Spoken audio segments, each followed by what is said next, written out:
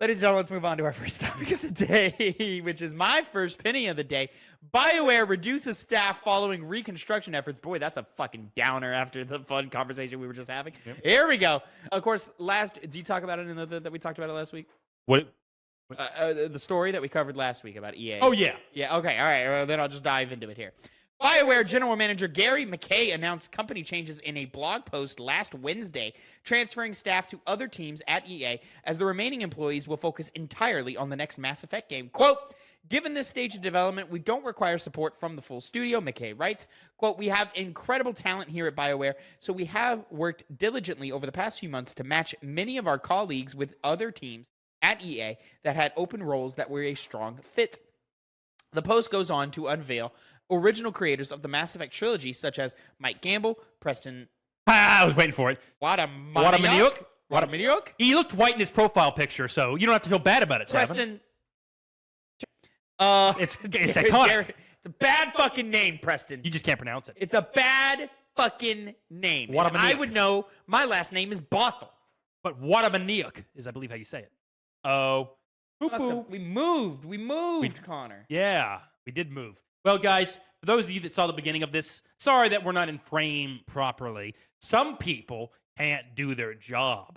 Even then, he was, sitting here for quite some time while I was doing other actual work. He still just didn't notice it. A little bit of left look, a little look to the left, and he would have known. But we can't all be as perfect as me. By the way, Connor, I can't fix you. It's okay. It's okay. I just need to move over, and then I'm golden. Does that affect this one? Oh, no, it actually makes it perfect. There we go. Look at that. Wait, am I fucked? No, see? There we go. All right. See, I was going to go into the conversation we had earlier this morning, the accusations I was leveling against you, because it's funny, but it's best I don't. They're not actual accusations. They're phony ones. Yeah, no, let's not say that on air. Mm-hmm, yeah. The post goes on to unveil original creators of the Mass Effect trilogy, such as Mike Gamble, Preston, terrible name, Jarek Watts, and Parrish Lay, are leading development in the untitled game. What an inappropriate story for me to be making this joke on. Sorry, Preston. Also, by the way, I shouldn't have mentioned he was white, because I feel like you would have been like, sorry, or something submissive and weak and lowly. I said his name was terrible before you said that, no? Maybe no, afterwards. IGN reports a, quote, smaller number of Dragon Age staff were laid off and encouraged to apply at other positions in the company. A preliminary third fiscal quarter report from EA last week included a statement that Dragon Age the Veilguard failed to reach company expectations by 1.5 million. On a August 2023 blog post, 50 roles were terminated as McKay declared a shift to, quote, a more agile and more focused studio, something McKay repeated at the end of the most recent post. A Rolling Stones interview previously highlighted BioWare's commitment to the Mass Effect franchise over other properties, as no DLC was to be forthcoming following Veilguard's release. The named veterans hold varying degrees of experience in the creation of past Mass Effect entries. Gamble served as a producer on Mass Effect Andromeda. Watts was art director on the first Mass Effect, while Watamaniuk and Lay both contributed to the original trilogy as lead designers and cinematic animator, respectively, with Lay being elevated to lead cinematics animator following the first Mass Effect. So this is not as dour as it could have been, because when I was first seeing it, I was like, oh, layoffs. There were some, but they weren't, there was no stated number. Approximately 50 people lost their jobs. That was from last time. That was from 2023. Oh, but I mean, still like moved over. And it also, you kind of paint with a nice brush here.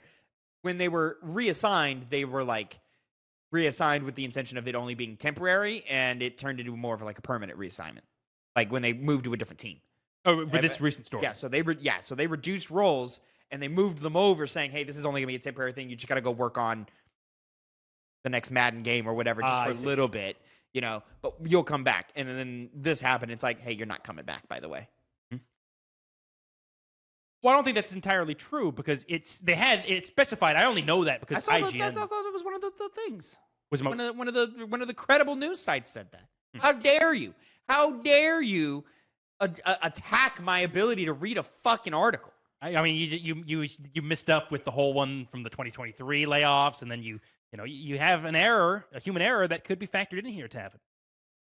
Far be it from me to call it out for you. This is unfortunate. Might be actually healthy for BioWare in the long run, but maybe we want BioWare to be smaller. But also, Connor, we might need to have the conversation. If Mass Effect fails, do we see the end of BioWare? Is it over? The problem is, I feel like even if sales aren't, it's all about those things we always talk about, expectation. Because clearly their money's all on that as far as BioWare is concerned. And honestly, EA seems like they really want that to work. So they can probably continue to have BioWare as a studio. But I feel like the only reason those things, Mass Effect, and then we don't know if it's called Mass Effect 4 or whatever the fuck it's called, but whenever that comes out, it's impossible to not have a lot of sales. So I think what really matters is whether you're going to reach the sales that you want to do. Because people have been waiting for a Mass Effect game for quite some time. It's kind of what people were wanting BioWare to go back to, it being their flagship series. And there was a bit of a resurgence in how people think of BioWare with Veilguard, not by the greatest degree, not as much as it should have had. Some of those being unfair reasons, some of them reasonable ones. But I feel like it really is just reliant on their expectations. And if they don't meet those, yeah, I don't think BioWare has much of a future anymore due to the fact they just haven't been able to hit it out of the park like they used to. We were going through numbers, I think it was after we covered that story, of 1.5 million seeming like a pretty good amount, but based off their past entries, it's not that great. Even smaller ones, and we talked about it in the Metal Gear Solid review that we've already done, that the Metal Gear Solid Collection almost got the same level of sales as Veilguard did. Probably not the best thing you want for an old game that's redone ports of the game that already came out and almost get the same level of numbers as Veilguard, especially with how much they were wanting Veilguard to succeed. I don't think that's 100% fair when comparing it to Metal Gear Solid, which also has a hungry fan base that is willing to take anything at this point, right? Or especially, yes, lazy ports, 100%. I agree with you on that. But rather that than fucking nothing, and those specific games are the ones we wanted in the first place. So yeah, the Metal Gear Solid Master Collection was going to sell a bunch of numbers. Now, it's impressive both for the collection and unfortunate for Dragon Age that, those sales numbers are pretty close. 1.2, I believe, was for the Master Collection, 1.3? 1.2, I think. I think it was 1.3 for the Master, 1.2 for the HD Collection. Especially because, we lost things like backwards compatibility, just had no way to play them on other consoles, and things like Metal Gear Solid 1 being available on Xbox for the first time and things like that. If I have that correct, I'm pretty sure I did. I think it was, yeah. Yeah, I'm pretty sure. So yeah, not 100% a fair comparison, but you are apt in saying that, a collection of a bunch of old games managed to catch up in sales and be, comparable to a brand new RPG from BioWare, a brand new Dragon Age game from BioWare. Now, arguably, Veilguard didn't hit what it probably should have hit. There's a number of reasons for that, Also, I feel like games that came out this year, because the other number I keep thinking of is Inquisition. Inquisition, in like 3 months, it had like 4 million players or some number like that. Certainly exceeded what they have now. That came out early in the year, right? And it came out... I think, it came out later, I believe. In a bit of a dead period? That was the point I was going to make, which is that came out where it won Game of the Year, not because it was so great that it was definitive all the way through, but because the other games were somewhat lacking. Yeah. So, but even given that, that's still a large number comparison to this. Yeah. Which, and I recall, no one was really talking about Veilguard after it came out. It didn't, besides the whole... It had whole... its splash and we moved on quickly. Yeah. And it was the victim of the new, DEI, and then, we moved on. Yeah, but not even that. That was more Concord when I think of, like, people using that as a criticism. I think those are two separate beats. They are. But that's why I'm like, it doesn't seem like... Oh, no, Dragon Age got the DEI treatment. Yeah, I only saw people complaining about the trans stuff in the game. Which, the only issue with that is that the writing was not actually good. Tomato there or whatever, but, But then that kind of becomes... Obviously, there are people who are going to only hate on that game because of its trans elements. But it's kind of equaled out by the fact that it just, you even said yourself, wasn't good and was really a bad drawdown of the game. Yes, the trans character is not a well-written character, but the inclusion of those elements are not why the game is bad. Wasn't that like part of the attribution of like, well, it doesn't seem like it fits well within the confines of the story. It's shoehorned in there. And we're at least not done with I think it's that thing that we had a conversation off air about, and I want to try it as lightly as we can here. It's a conversation we had off air about how trans people being in fantasy worlds feels strange because it's such a modern ideal, and we often attribute fantasy games to being in the past, even though that, we're allowing magic, but we're not allowing people who actually feel a certain way to express themselves that way.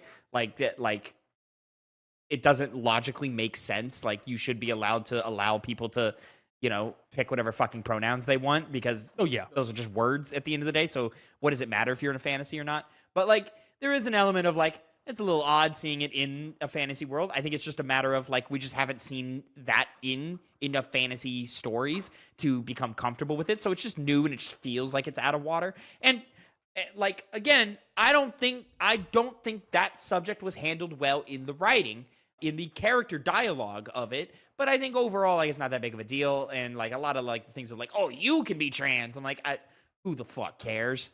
Trans people. Well, yeah.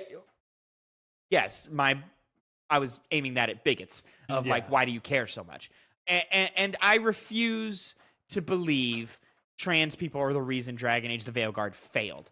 Dragon Age the Veilguard failed because it diverted from the Dragon Age formula. It's a different art style, different tone, different thing. It had a very bad marketing campaign, and it's from a failing EA, because this was not the only game this year by EA that failed to meet expectations. One of their flagship titles, the Football Club. It has such a stupid fucking name. Yeah, Football Club 2025. FIFA took the title back. I know, so, they did. what are we going to do? Something that's not just bad. Not bad. They should have just called it EA Football Club. It's EA Sports FC, and that's that. Now we got too many things going on in it, But that failed as well.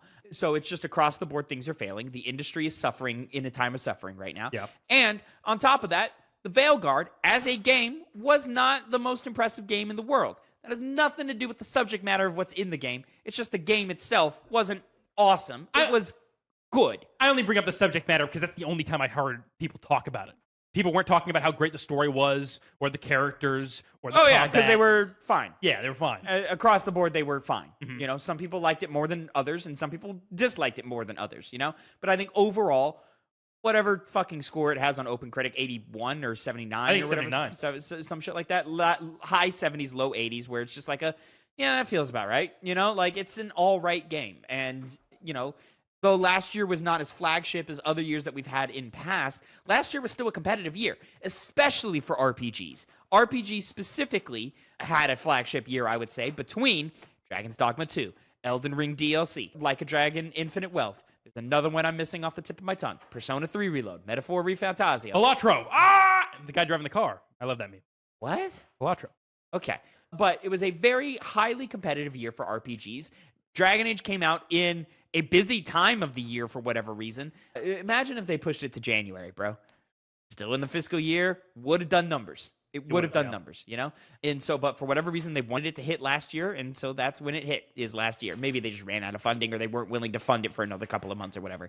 And just overall, like, the game is just okay. Yeah. And BioWare, not exactly on a hot streak right now, And we had said a lot of times leading up to it, it can't just be okay. It has to be like really good. Yeah. To a degree. Yeah.